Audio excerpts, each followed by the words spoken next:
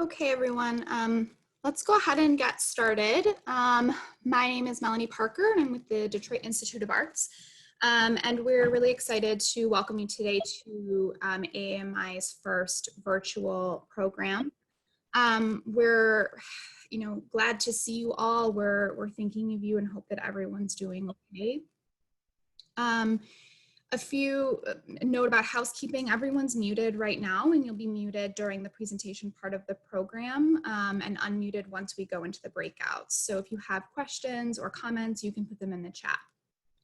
And now to kick things off, I'm going to turn it over to Srupa Neela, who's the AAMI president. Thank you.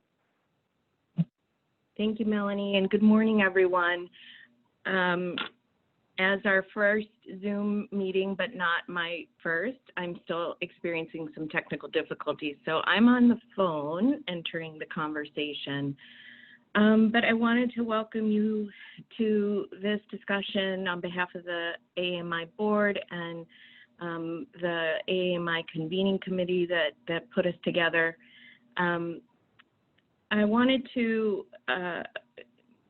put us in a little bit of context. When we started thinking about this conversation, it was from a proposal from Robin Grossbeck, who you'll hear from very soon, and which was a terrific approach to, having a conversation with many, many colleagues across the country. And so plans went into full mode for this conversation.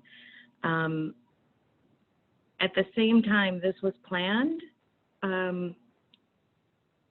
we know that we have in the past 2 weeks in the United States been experiencing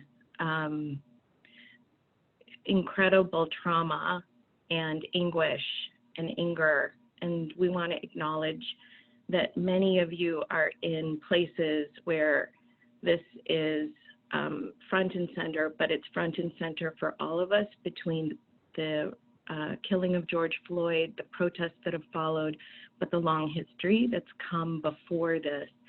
And so I think it was the conversation between the board members for this past week to post a statement about how we enter anti-racist and anti-oppressive work.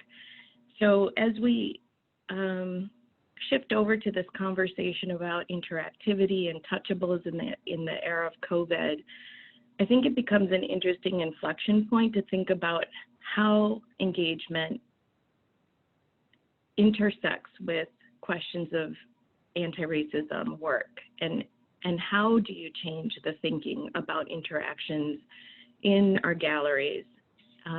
So that's a point of conversation. We want to, we'll share back at the end of our conversation a space that will be made for a Twitter conversation next week, and we'll return to that. But I wanted to situate us in the context of this moment as we start our conversations today. So I'll turn over to Robin, and thanks so much for being here. I'm looking forward to the conversation. Thanks so much, Swarupa, and thank you so much for making that connection to the events that have been happening across our country in the last week or two. We absolutely can, I think, be very powerful in the space of anti-racism and interpretation. So I'm looking forward to further that conversation as well.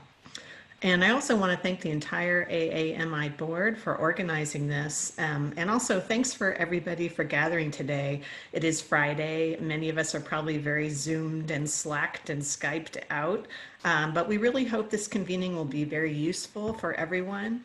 And our purpose is kind of twofold. We wanted to provide an opportunity to connect with other art museum interpreters across the country, and also to share questions and strategies that have arisen out of this very strange and challenging situation we find ourselves in.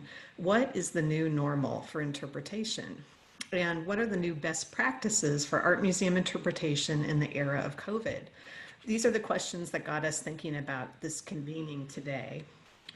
And as art museum interpreters, many of us have spent the last several decades making our galleries participatory and interactive.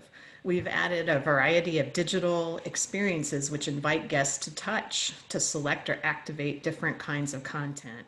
And many of us have also peppered our galleries with hands-on, low-tech engagements, things like maker areas, feedback boards, drawing areas, never dreaming we'd find ourselves in a situation like we do today, when going outside our own homes can feel unsafe, and touching things in public is something we do only very cautiously and possibly with reluctance. As the pandemic took hold and we closed our museums, we realized there's a need to invite members of our interpretation community to gather and share, and together forge pathways forward. Crises often foster unforeseen solutions and innovations, and with the resourcefulness and intelligence of this group particularly, we knew we are stronger together.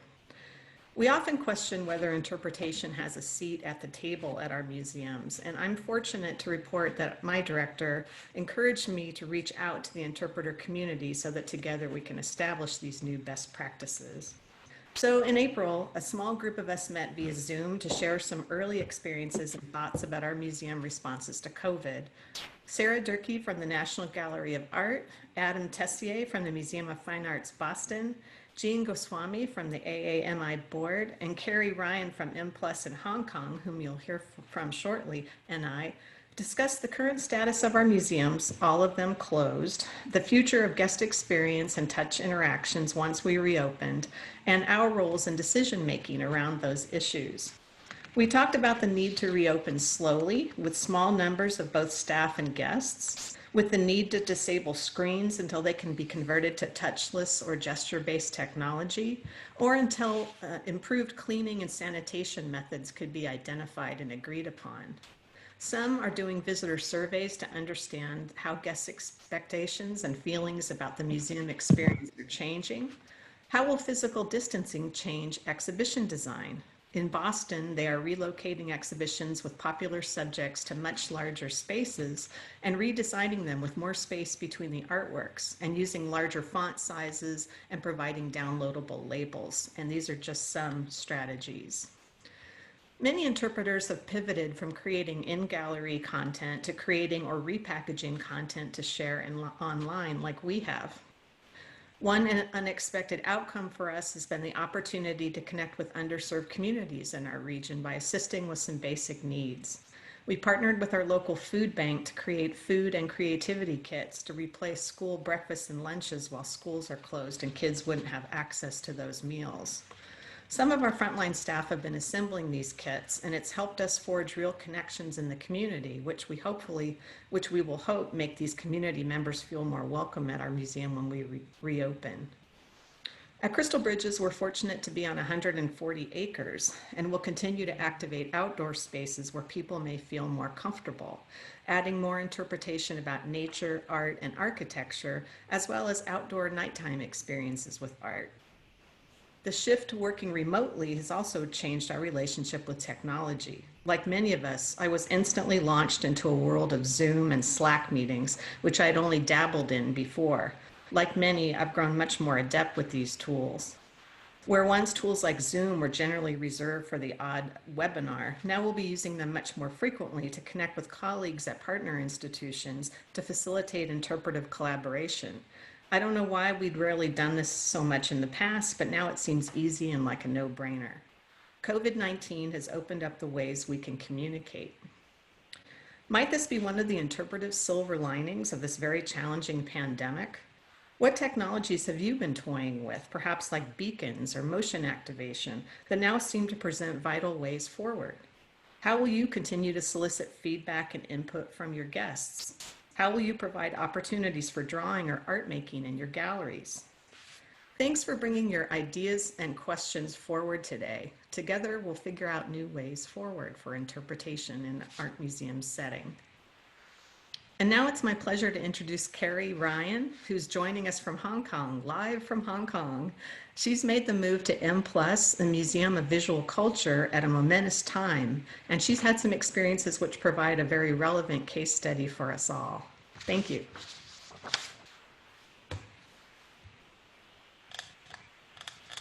Thanks so much, Robin. And hi, everybody. And it feels very strange to be so far away, yet so connected to everybody. So it's a bit unusual, but you know, it's really great that actually technology has facilitated so many more of these conversations, which because I've been here for a year and I haven't really been having them, but now that we've all moved to this platform and this technology, it's opened up this kind of conversation that hasn't been happening, which has been really great for me because it can feel a bit isolating. So I think that the thing for me to talk about is a little bit, I feel like I'm a little in the future. So the COVID-19 came to China and Hong Kong a lot earlier than it did North America. So we kind of got catapulted into this space a lot sooner than a lot of my colleagues back home. And the conversations we were having here were very sort of important at the end of January. So we were having these conversations at the end of January and February, and I felt very alone in those conversations. And I'm in the process of opening a new museum, which doesn't open until next year. So in a way, I'm doing things now that are preparing me for the long term. And I need to learn from all of you what happens when you actually get to open, because I'm kind of operating this before a big opening. So some of the things I'm going to talk about are small because I'm in a small context right now, but I'll eventually be in a big context. So I'm from the future. I'm going to share with you what's happened now, and then you're going to share with me what happens when it happens to you. So I'm going to share my screen, and what I'm going to do is kind of give you a little short snippet. And by all means, there are many interesting things that people are talking about doing, and I know those are happening, and I'm just going to tell you what's happened here. Just some small things to show you sort of like a tale of two museums. So what I did was I visited the Hong Kong Museum of Art, which is our largest art museum that's open. And they just actually reopened in the fall in a brand new building with thousands of square feet of exhibition space. So they're a big museum that's in Hong Kong that's just opened. And then my museum, the M+ Museum, is right now we only have a small 10,000 sort of square foot exhibition space that we're using as a bit of a lab. So I'm going to contrast a little bit about the experiences. The Hong Kong Museum of Art is government run, and the M+ Museum has some independence. So we don't follow the government regulations or rules. So you can sort of see a couple of different threads that have happened, and I think it might help with some of the conversation. So I'm going to try and make this screen sharing work. And I don't know if you can see some of what I'm sharing, but I'm just going to go with it. So essentially what I've shown you is a picture from the Hong Kong Museum of Art. So you should note that our museum's closed on January 29th. And we reopened again on March 11th and then closed again on March 23rd. So we've already had a kind of first wave, second wave experience whereby things were quite bad. They chose to close. We were all sent home, work from home. Then they reopened. And the museums closed on March 23rd and they didn't reopen again until around May 7th. And so when I went to the Hong Kong Museum of Art, I went the day after they opened again, just because I was like, I want to see what they're doing, what's happening here. And I noticed that immediately they had taken down any type of interpretive material that was interactive. So all of their audio guide was gone. They had this kind of interactive creative station that was gone. But the things that they chose to leave were actually things that were connected to art. And so as an interpretive planner, I thought to myself, okay, this is an interesting decision they've made to remove things that support audience engagement or audience learning with the content. And when I went up to, they have a top floor where they have material that is about, it's contemporary art, and they'd interviewed a bunch of artists to make these artist videos, which were their primary mode of engagement for those material, and they'd taken them away. So in fact, any entry point into the gallery had been dismantled. And I thought, okay, this seems very unfortunate, and is this really what we should be doing? So this sort of put a question in my mind about what might need to happen. They'd also removed any visitor guides, so any maps or anything that people might carry around with them, they'd taken them away. But what they had done is they had implemented, which many of us will have talked about in terms of guest services, which is the sense of They'd broken it into time ticketing. 200 people came per slot. The slots were 2 hours. After you left, they deep cleaned the museum. So there was a half-hour break between the groups of people. And interestingly, it was all sold out. When I showed up for my slot, they were like, oh no, you can't get in here. You need to come back in 2 hours. So the appetite for visiting was quite high, which also surprised me that people had decided they wanted to come and they wanted to participate in the museum. In Hong Kong, it's very clear that everyone follows the rules. So I know that it may be different. This context is very specific. So you get your temperature checked. You have to sanitize your hands before you go into the museum. You have to wear a mask. You can't come in otherwise. You have to give your name. So those are the fundamentals that even my museum will choose to follow. So that was the Hong Kong Museum of Art. And then M+, which is the museum that I'm at, also thought about this, and we thought about what our role would be. And we followed a similar timeline in terms of when we opened, when we closed, when we opened again, when we closed, and when we opened again. And we made the decision not to remove interpretive elements and to maintain them and say, you know what, this is an important part of visitor experience.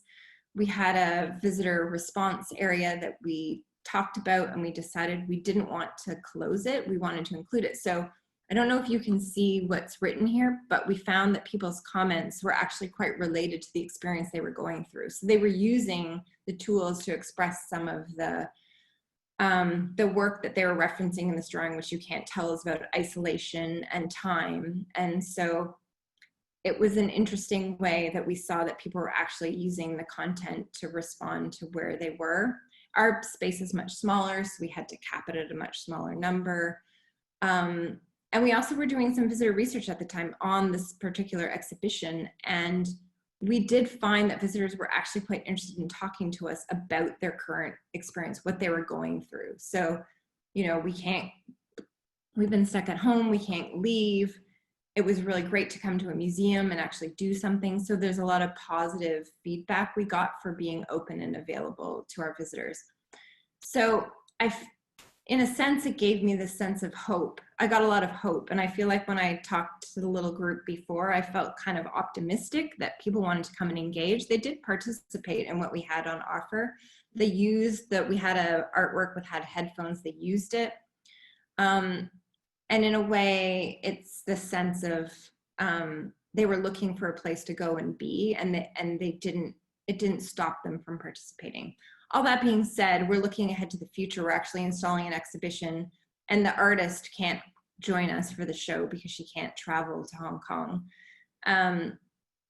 But we're still trying to think through the exhibition, and we've moved everything online. It's been a huge benefit for the interpretive team to actually make content for an online audience, and because before that was such a separated thing, and I'm sure in other museums it's been a bit of a coming together for everybody, which has been really refreshing for me.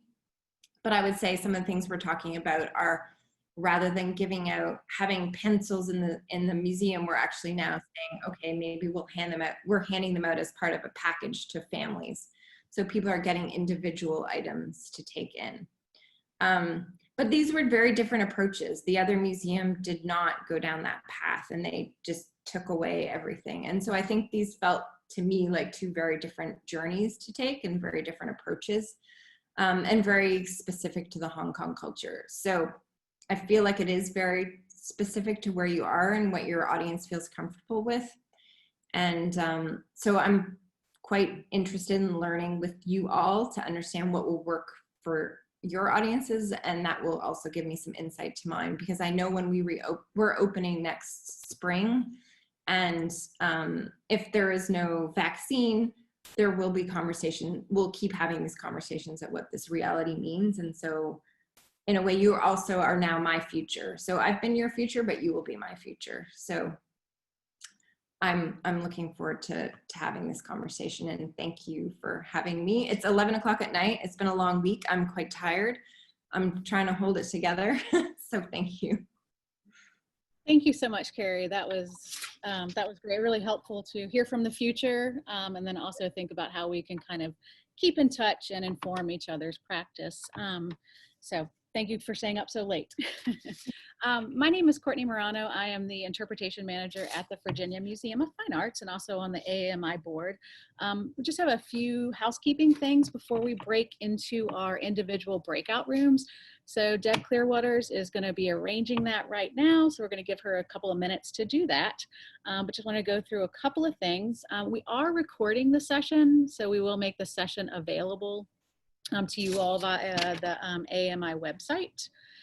So just think about, we won't be recording the breakout session. So in terms of being candid, that might be your time to be a little bit more candid. Otherwise, you know, the main sessions, the beginning and the end part will be recorded and available to you. So you're going to be randomly assigned to breakout groups. There will be 6 breakout groups and each will have a special name. Each will be named after one of John Falk's visitor motivation categories. So very clever. And be sure to accept the room assignment. So make sure that you click accept when that assignment comes to you. So again, this just may take a couple of minutes.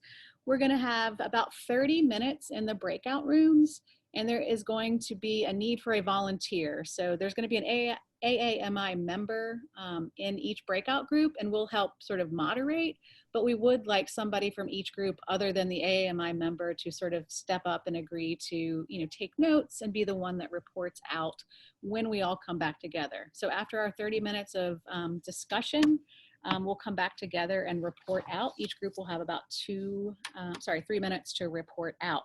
So we're going to ask that you keep those slides handy, the prompts that we sent out ahead of time with the kind of the guiding questions that we want to go through. And the moderators can help steer the conversation that way as well. We're going to be given a 5-minute and a 1-minute warning, so we'll know when to sort of start wrapping up our call, and then everyone will be auto-joined back into the larger discussion. And again, you'll have about 3 minutes to report out, and we're really thinking about kind of the key takeaways that will hopefully inform, you know, future discussions and a way to maybe take a potential next session. So now I'm going to ask Deb if we are ready. We're ready to go. And some folks who joined late, I may have to insert you into a group. So everyone just give me a minute or so once I open all the rooms to make sure you all have been assigned to a room. I did list all the rooms in the chat. So all you need to remember, if you can't remember your identity visitor type, just remember who your facilitator is. So we've got Sarah, Allison, Melanie, Courtney, Deb, and Megan in the 6 different groups. So shall I go ahead and open all the rooms? What? So we thought we would get just a big picture temperature of the whole group. So I'm going to launch a poll, which is asking about your interactives, how you handle both digital and other low fidelity tactile interactives. So if you guys would all answer where your institution is in this. So first up is Melanie's group, the Explorers. And I think Sarah's going to start a timer just so we can stay on track with the reporting out. So let's wait a second for her to get that going. Okay. So we have about 3 minutes or so for each group to share back. And I guess we would like the Explorers, Sarah's group, to go first. Okay, that's our, you said Melanie, so I was confused. So I'm reporting out for the Explorers group. Thanks, Christine. So we talked, kind of takeaways are that it varied depending on institutional supports, the size of the museum, whether folks were pulling everything and the decisions being made. There's a lot of talk about audio being a place where there's an opportunity to expand opportunities, and looking to technology as a way where finally, okay, here's a place where we may actually get institutional support for this. But depending on whether you're a large museum or a small museum, it will depend on, some smaller museums seem to have capacity to clean in between, whereas larger museums don't. And then where institutions are taking their guidance, is also varying, like looking to, like in California, we have state guidelines, looking to CEDC guidelines, but then smaller institutions that might be tied to universities have other protocols. So really these constraints are varying dependent on how much time and money we have. But I think that we all kind of noted that this opportunity to move forward where we haven't moved before in looking to technologies, gesture controls, foot controls, but then we also talked about how equitable are some of these decisions that we're making. So there's a different impact on different communities. So families would be experiencing the impact in one way. Folks who don't have digital devices or don't have access to online.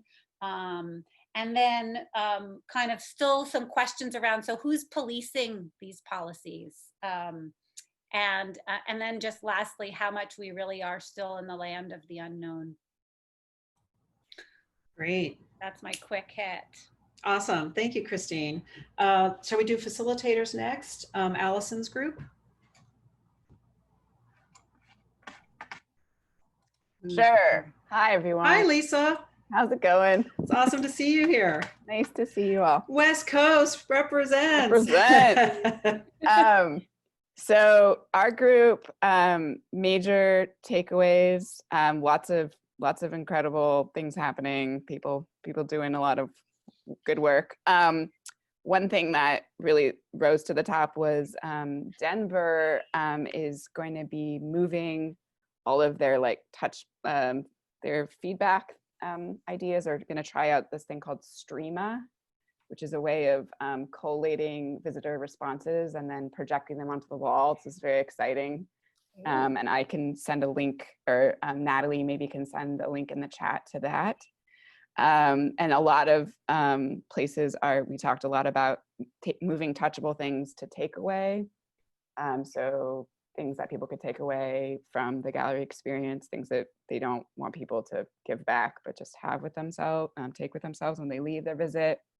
We also talked about directional guidance within the galleries, different people thinking about different options for that, whether or not to do arrows on the ground or signage around to like make a path through the galleries. We also talked about different people limiting numbers of people coming, being able to go at a time, and time ticketing. Also, a lot of people talked about their family spaces with high touch are going to be totally closed. And another thing that a lot of people talked about was art activity boxes to be shared with community, sort of with like food giveaways and different things like that.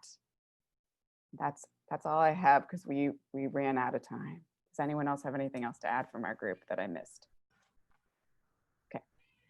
Thank you, Lisa. And Yeah. sorry we didn't have enough time. We never seem to have enough time, but this is just a beginning of conversations, and hopefully people know that they can follow up with each other by email and individual calls.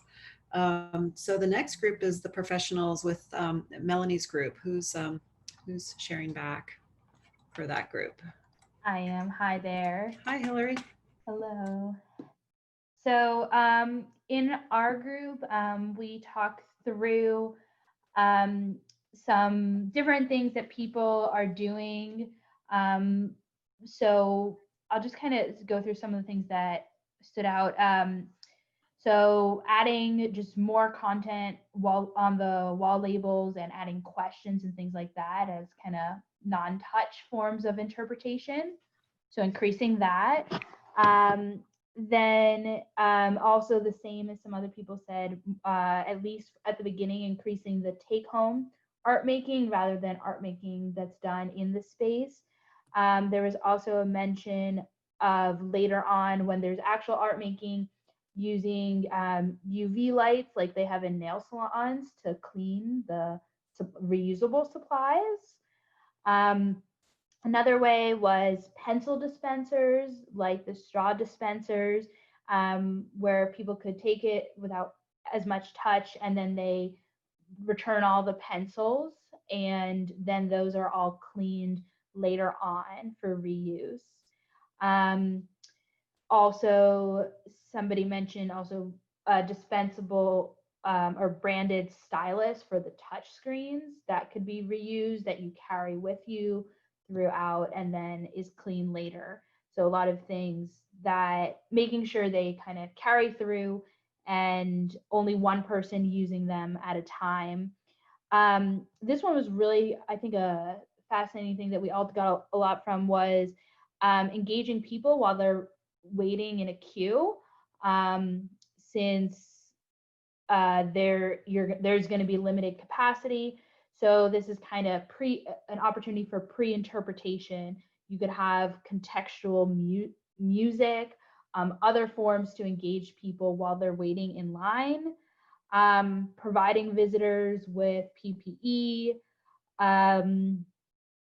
and also just moving more of the engagement to a virtual platform as well, rather than happening as physical objects in the space. That's it. Great. Thank you, Hillary. Thanks so much. Looks like the experience seekers, my group, is next. So we had a lot of great conversation, and one of the overarching themes was we'll see how it goes. You know, a lot of testing and evaluating, I think, was a theme across the entire group. More specifically, we talked about that the majority of us were going to be turning off monitors within the gallery space. There were a few people, including I'm from the North Carolina Museum of Art, will be using QR codes. There were some others in the group. We had talked about using that in replace of like an iPad or a touch station or video content. We also discussed online tours. So there were a handful of us in the group that were doing online tours, whether we were already doing them or brainstorming out how to do them and how best to go about them.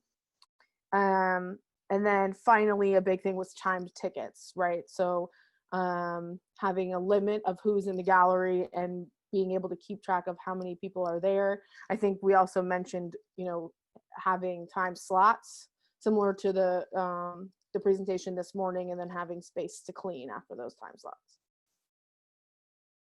Mine was quick. Great. Thank you so much. Okay, and last but not least, our rechargers, Regans Group. Thanks, Hi, Alicia. yeah. I'm Joanna Marsh. I'm the head of interpretation at the Smithsonian American Art Museum. Our group had a great conversation that echoes a lot of what has already been said. We were struck by the tremendous range in terms of the size of the organizations that were represented in our group. And we think we probably hit every time zone, at least in North America. We had smaller, kind of more regional museums, university museum represented, as well as large urban institutions. And sort of one of the big takeaways that I took from hearing kind of where people were in their process is that there's still a lot that hasn't been decided, particularly vis-a-vis reopening dates.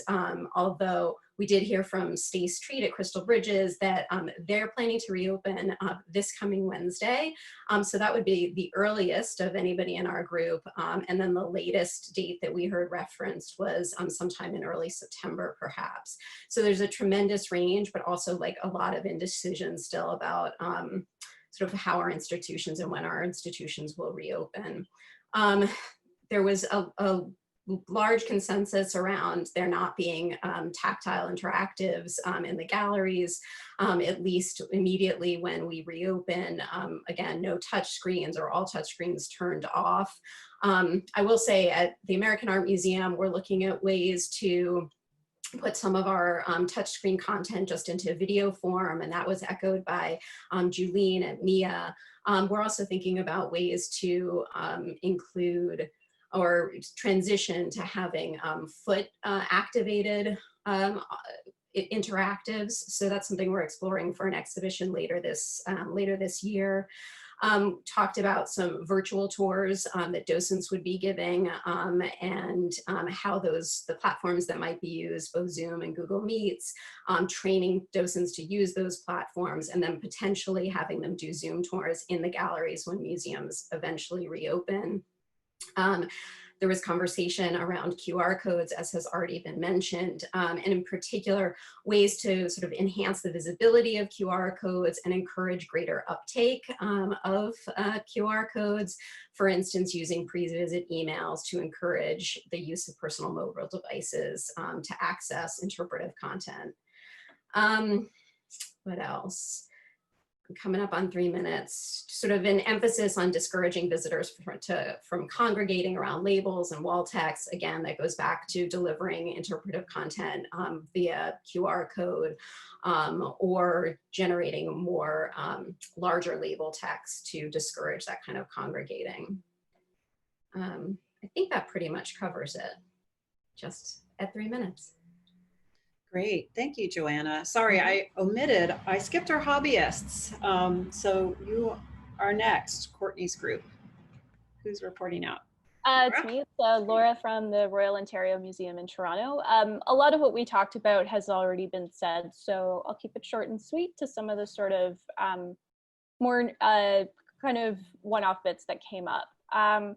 One of the pieces that was quite interesting came from Robin at Crystal Bridges, and she was talking about how they're sort of looking at phasing those different, introducing the interactives back into the space. That currently right now they're at removing absolutely everything, but looking at sort of reintroducing these elements of interactivity into the future. She also talked about making sure that individual packaged wipes were available to visitors, no pump gel so it doesn't spray, no rolled cloths in a drum, and that this was a negotiation with the curatorial team to make sure that nobody would use these wipes on the paintings. But I like the idea of like the single package, because that's, you know, very visitor friendly and keeps it, you know, everybody has their own.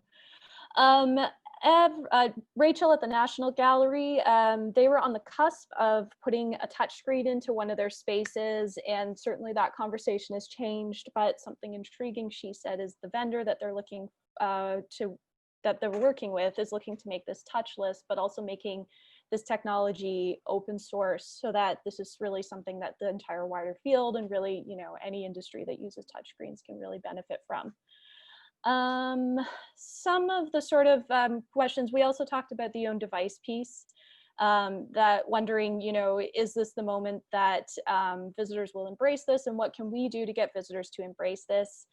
Most of the museums that we were all at had some kind of platform that just didn't have a lot of pickup rates, so it'll be interesting to see what the response is. I'm personally interested to see like what kinds of special things that we can do to make it clear that, you know, we're using this platform, it's not just a phone.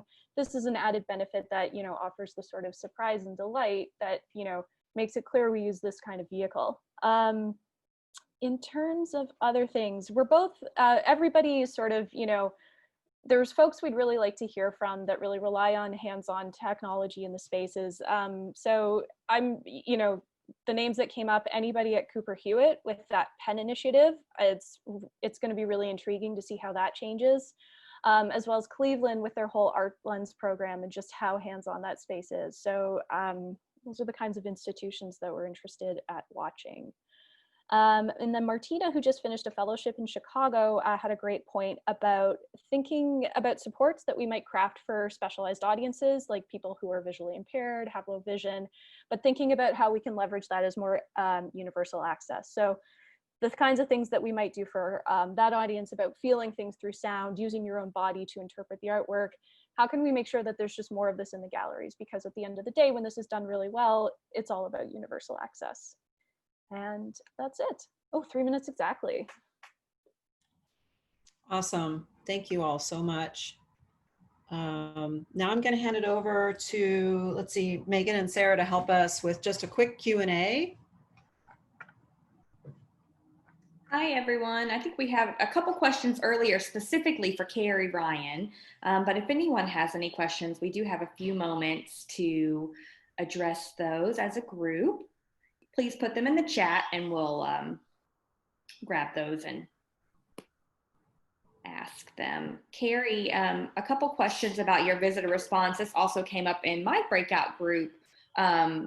What's your cleaning protocol and how did you address introducing that visitor response area at M+?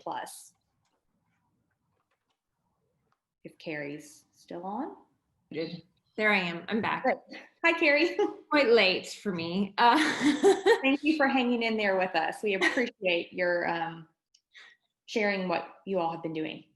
I would say what I actually can say is that because they experienced such a serious SARS outbreak here in 2003, Hong Kong has been very preoccupied with cleaning.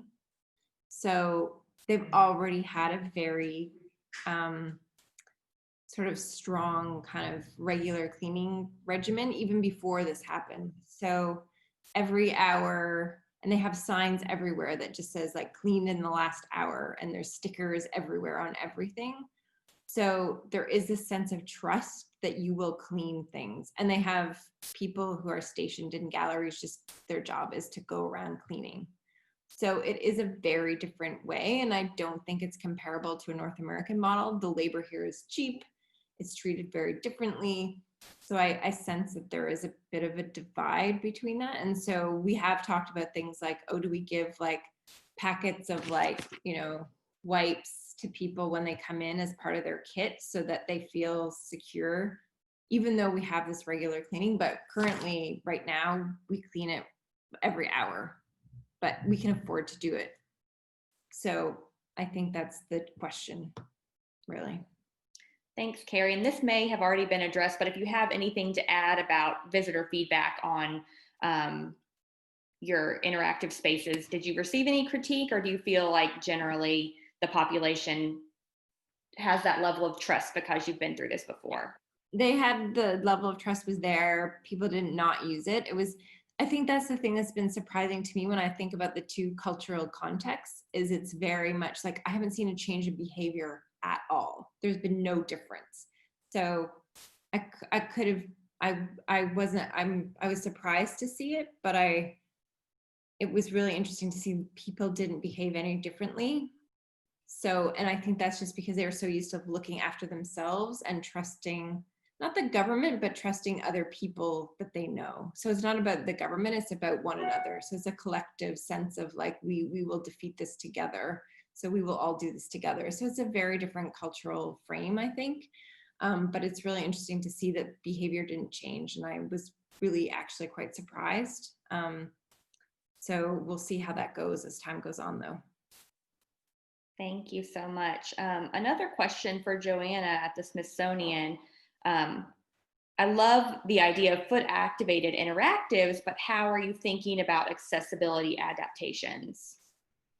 Yeah, so we've been talking about this with our exhibit design team, and we're still working through those questions. But that was one of the first questions that I asked, and that our designer was already thinking about. So she's been doing research on sort of foot activated monitors and interactives that would also be wheelchair accessible. So you would just sort of roll over the pedal. And for the interactive that we're talking about, it's a bilingual that was supposed to be user activated. So most of it will go onto just a kind of a video loop, but we want people at the very beginning of the experience to be able to opt for Spanish or English. So that's really where the choice will be. And if we're able to make this work, that's what the foot activation would enable. Great. So this exhibition is currently scheduled to open in November. So I can keep you updated on whether we're able to follow through with this plan, what it looks like, and how it actually works in practice. Thank you for sharing, Joanna. We've had a number of questions about bring your own device and QR code technology and the accessibility of it, or how we make that information known to our guests either before their visit or when they arrive.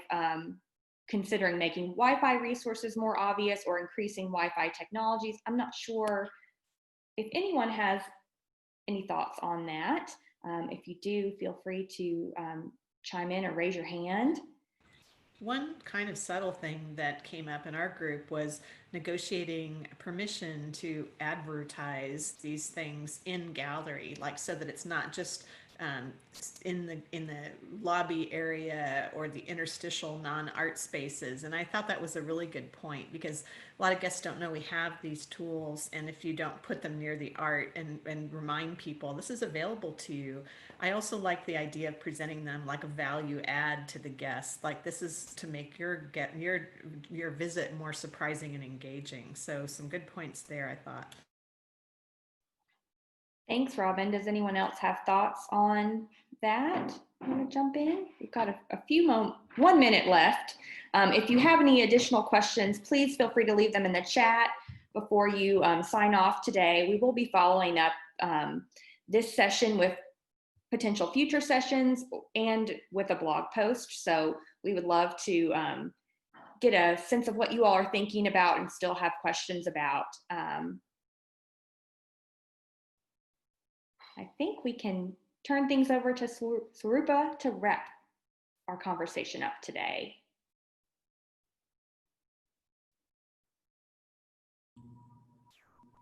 Thank you. Can you hear me? Okay. Thanks to everyone. This was such a great sharing opportunity. It's been great to listen in, and with my own tech issues, it seems I was dropping in and out of different conversation spaces. We're going to have all of this available, and what I have appreciated are the very localized solutions that have bubbled up in this conversation, but then some of the higher level, sort of that view from 10,000 and 30,000 feet. As I look at this, some of our the takeaways that I am seeing here is the real criticality of site specificity, that the responsiveness and offerings really depend so much on what the resource is internally, the size, the support systems, and the ways that you can adapt, and other offerings that become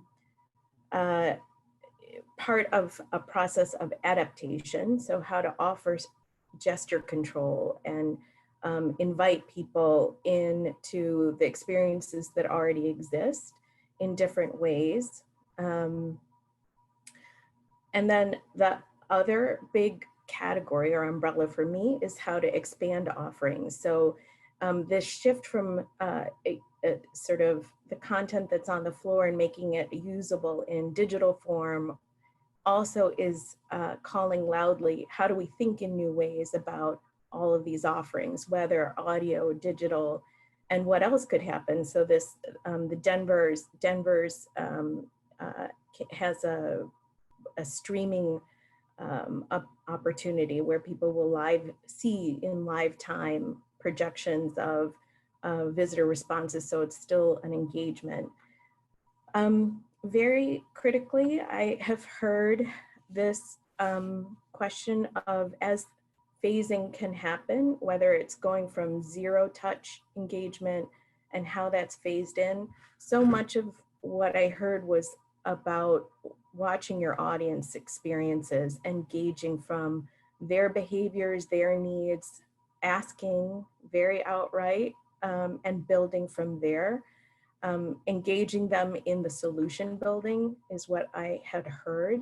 And that goes to some of our underlying values of responsiveness and participatory work in the development of our solutions. I'm also interested in what I heard around two big points of dialogue that I think became really interesting for this community of practice to consider. Two modes here. This idea of trust between the museum and visitors. What does that look like and how much agency do visitors have in their own experience? Are they empowered with wipes and you trust them, they trust you? Are you helping them engage with their directional experience? And the second umbrella that came up and is coming up are the questions of equity and access, which, you know, when I was thinking about, well, we're going to have all of these conversations about these small solutions here and there, these localized solutions, it made me wonder, well, why?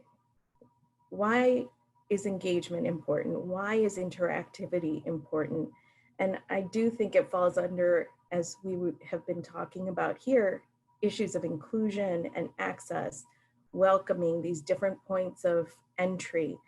And I do think what I have heard here is this question of, you know, how to multiply our offerings and therefore multiply our ability to connect with different audiences, and diversify those experiences. So it also begs a new question of, you know, I've asked the ROM folks, what does a highly engaging family exhibition experience as you're planning to the future, what can that look like now? What can it look like where if you were looking at a flip label for a question and answer, what does it look like if you're including people's bodily experiences? Get a question here, turn the corner to experience it somewhere else. And how do you engage visitors in their own socialization and for them to build solutions between themselves? So these are some interesting questions. Those are some takeaways. I just want to, again, thank everyone for the conversation. A few points before we leave. This session is recorded and everyone will have access to it. The convening committee is going to capture these highlights and takeaways, and it's going to come out in a forthcoming blog post. Keep an eye out for a survey that's coming out. This conversation was generated through a suggestion from Robin Grossbeck, so thank you for that.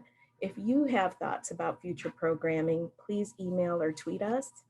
And just as a reminder to where we, back where we started, we are going to host a tweet chat on Thursday, June 11th at 8:30 p.m. To look at the other part of our issues here with inclusion, access, equity in a broader world, to look at integrating anti-racism work within the normative practices of interpretation. So please join us then. Thank you so much. I think we're done. I'll turn it over to Allie and the other organizers, or are we wrapping? We're wrapped. That's it. Thank you so much, everyone. We look forward to your feedback. Thank you so much. It was awesome. Thanks, Thanks, everyone. Really everyone. appreciate all the effort. Bye, everyone. Good to see everyone. Good night, Carrie. Sleep well. Bye. Carrie, thank you. Carrie. Bye.